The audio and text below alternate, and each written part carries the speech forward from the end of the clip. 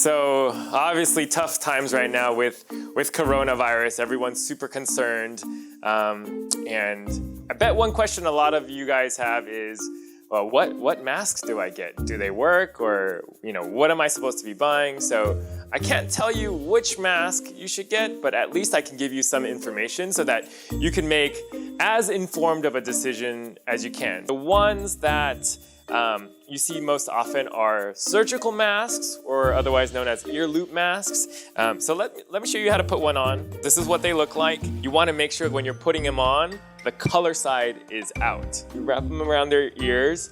You want to make sure that there's a metal bar right here, and you want to try to pinch it around your nose as well as you can. If you have facial hair, if you have a beard, this will not work. So you got to make sure you shave and you're using it properly, but you want to get a nice tight seal on these. And then you're going to see different levels of mask. You're going to see sometimes level 1, level 2, level 3. You're like, what does that mean? What does that mean? This is an ASTM level. They basically kind of differentiate between the different types of protection that they offer.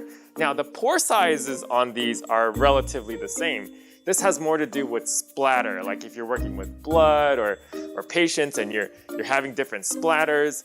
Level 1 is just kind of for basic. Level 2 offers more protection, and then level 3 is for heavy splatter. It offers the most protection, but that's if liquid is directly getting in contact with your mask. And in terms of filtration efficiency, level 1 is right around 95%, whereas level 2 and level 3 are going to be at 98%. What you care about with the virus is pore sizes.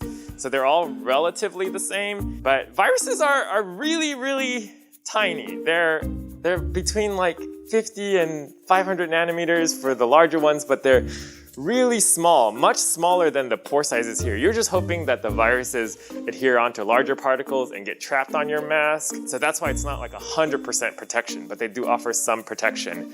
And that's also why you don't want to keep your mask and reuse it for too long, because eventually if you're touching it and pushing it and there's virus on there, then that's going to eventually get to you. So these are disposable. If you keep wearing them over and over again, you're not being protected. So that's a good thing to keep in mind. And here, you don't know where these masks are coming from, and if you see a level 1 or a level 2 or a level 3, it is what it is. But a simple test you can do is the water test. You want to make sure a mask doesn't allow any water through. So let's get some water here, and you can see if I'm pouring some over that essentially none is getting through.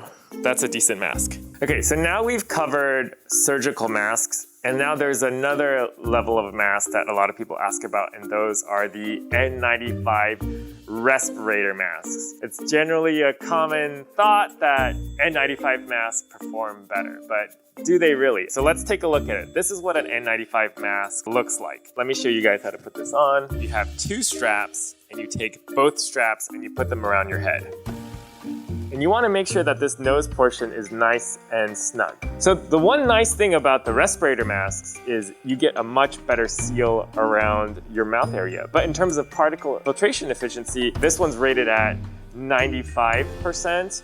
They're roughly about the same between N95 mask and a surgical mask. They have kind of differences, pros and cons. Those are a little bit more easy to use, but they all work. Wearing a mask works. Now, with the N95, you'll see a lot of different types of specifications for these. N95, that's like an American standard for NIOSH. There you will also see something like KN95, and you're like, well, there's a difference between N95 and a KN95. Well, they're just different standards, but they roughly all kind of equate to filtering out 95% of particles around 0.3 microns and above. There's other types of standards as well, like FFP2. That's kind of similar, same thing, filtering out 95%. Sometimes people ask, what's the difference between a surgical mask and an N95 respirator mask, and which one's better?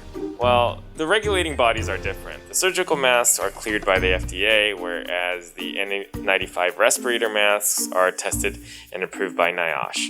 They both have roughly the same filtering efficiency from a particle standpoint, but the N95 respirator mask, as you see here, is tight-fitting. It actually provides proper respiratory protection, whereas the surgical mask does not provide the wearer with a reliable level of protection from particles. does that mean the surgical masks don't work? Actually, they work quite well, if you fit them over your face properly. The N95 is designed to contour the face very well, whereas a surgical mask, you have to be really careful about how you wear it. But the takeaway is masks work. So regardless if you're using the N95 or the surgical mask, it's a good idea to wear masks. All right, well, be safe and take care of yourselves and do what you can in this crisis. See you later.